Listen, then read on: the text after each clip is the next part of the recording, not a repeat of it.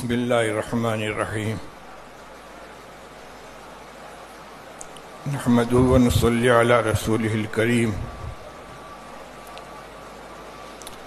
اما بعد۔ صدر محترم حضرت مولانا سید محمود اسد صاحب مدنی، ارکان مجلس عاملہ جمعیت علماء ہند، ارکان گرامی مجلس منتظمہ جمعیت علماء ہند، جملہ حاضرین، مجلس منتظمہ کا یہ اہم اجلاس ایسے نازک وقت میں ہو رہا ہے جبکہ ملت اسلامیہ ہند بلکہ پورا ملک انتہائی نازک حالات سے گزر رہا ہے۔ اس ملک میں آزادی کے بعد ملت کے اوپر بہت نازک حالات آئے، ہزاروں فسادات ہوئے، جان مال کی تباہی ہوئی، دکانیں لوٹی گئیں، مکانات جلائے گئے، عصمتیں لوٹی گئیں، کاروبار تباہ کیے گئے، لیکن اب براہ راست مسئلہ ہمارے دین اور ایمان کا آ گیا ہے۔ اس ملت کو ایمان اور اسلام سے محروم کر کے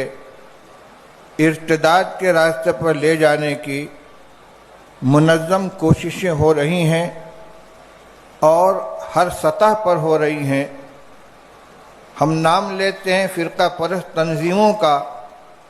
افسوس کی بات یہ ہے کہ اب حکومتیں، چاہے وہ صوبائی ہوں چاہے مرکزی، وہ بھی تعلیم کے نام پر اور کلچر اور ثقافت کے نام پر امت مسلمہ کے نوجوانوں اور بچوں کو ان کے مذہب سے منحرف کر کے، اسلام سے منحرف کر کے ارتداد کے راستے پر لے جانے کے لیے نہ صرف یہ کہ کوششیں کر رہے ہیں بلکہ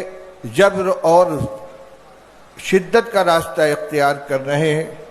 مدارس میں، اسکولوں میں اس طرح کے قوانین نافذ کیے جا رہے ہیں کہ بچے اپنے ایمان سے محروم ہو جائیں۔ میرے بھائیوں، میرے دوستوں، میرے بزرگوں، جمعیت علماء ہند اللہ تعالیٰ کا اس ملت کے اوپر بہت بڑا احسان ہے، بہت قیمتی عطیہ ہے۔ ہم اپنے صرف بزرگوں کا اور اکابر کا حوالہ دینے پر اکتفا نہ کریں بلکہ آج کے حالات میں یہ سوچیں کہ ہمارے وہ اکابر اگر زندہ ہوتے تو کن جذبات اور کن قربانیوں کے ساتھ وہ میدان میں کھڑے ہوتے۔ آج ہمیں انہی جذبات کو اپنے ساتھ لے کر اور اس وقت جو ہمارے قائدین ہیں، ہمارے سربراہان ہیں، ہمارے اکابر ہیں، علماء ہیں، ان کے شانہ بشانہ کھڑے ہو کر اور نوجوانوں کی طاقت اور ان کی صلاحیتوں کو استعمال کر کے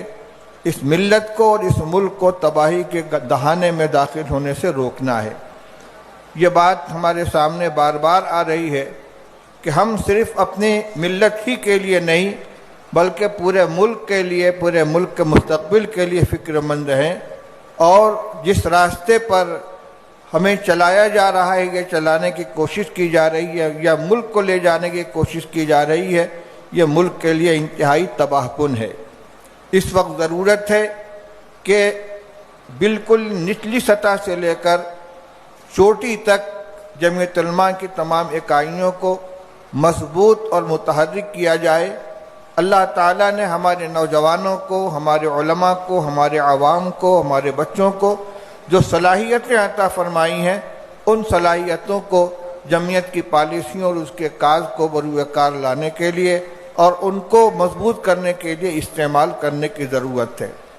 حضرت صدر محترم ہمارے درمیان، میں بلا کسی چاپلوسی کے یہ کہنا چاہتا ہوں کہ ہم نے اپنے اکابر حضرت مولانا سید حسین احمد صاحب مدنی اور حضرت مولانا سید اسد صاحب مدنی رحمۃ اللہ علیہ، مجاہد ملت حضرت مولانا حفظ الرحمن صاحب سیوہاروی رحمۃ اللہ علیہ کو اپنے اپنے نازک اوقات میں جس عزیمت اور ہمت کے ساتھ کھڑے ہو کر حالات کا مقابلہ کرنے کو دیکھا ہے، پڑھا ہے، سنا ہے، آج اللہ تعالیٰ نے موجودہ صدر جمعیت کی شکل میں ہمیں اللہ تعالیٰ نے ان کا بدل عطا فرمایا ہے۔ ہمیں اس قیادت کو بھرپور قوت پہنچانی چاہیے، ان کے جذبات کی قدر کرنی چاہیے، اور اللہ نے ہمیں جتنی صلاحیتیں دی ہیں جان مال کی قربانی کے ساتھ ان کے شانہ بشانہ کھڑے ہو کر ان کے خواب کو شنمید تعبیر کرنے کی کوشش کرنی چاہیے۔ اللہ تعالیٰ ہمیں اس کی توفیق عطا فرمائے۔ آج یہ پہلا اجلاس ہے، دعا فرمائیں کہ اللہ تعالیٰ بہترین فیصلوں کی ہمیں توفیق عطا فرمائے، اور یہاں سے جو ہم واپس جائیں تو کچھ عزائم لے کر جائیں اور ان کے اندر کام کے اور ان کو تکمیل کے رنگ بھریں۔ اللہ تعالیٰ توفیق عطا فرمائے۔ انہی الفاظ کے ساتھ میں اپنی نیک خواہشات کا اظہار کرتا ہوں، دعا کرتا ہوں کہ اللہ تعالیٰ ہم سب کو مل کر ملت کی اس کشتی کو پار لگانے کی اور ملت کے تئیں اپنی ذمہ داریوں کو ادا کرنے کی توفیق عطا فرمائیں۔ وآخر دعوانا ان الحمد للہ رب العالمین۔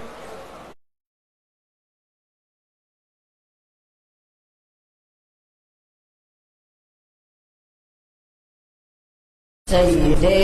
ولد آدم خیر الانام،